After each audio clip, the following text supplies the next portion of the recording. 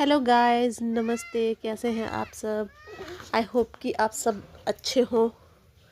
आज मैं आई हूँ डामटा के चौहान रेस्टोरेंट में यहाँ के मशहूर छोले भटूरों का आनंद लेने के लिए। आप सब भी आए डामटा के मशहूर छोले भटूरों का आनंद लेने के लिए। यहाँ के छोले भटूरे बहुत ही फेमस है और बहुत ही टेस्टी फुले फुले छोले भटूरे, और साथ में ये लोग देते हैं छोले के साथ चटनी विद प्याज। बहुत ही टेस्टी छोले भटूरे हैं। आप एक बार यहाँ आके छोले भटूरों का आनंद ज़रूर लें। एक बार ज़रूर ट्राई करें डामटा के मशहूर छोले भटूरों को। Thank you. अगर आपको वीडियो अच्छी लगी हो तो लाइक, सब्सक्राइब और कमेंट एंड फॉलो ज़रूर करें। धन्यवाद। मिलते हैं नेक्स्ट ब्लॉग में।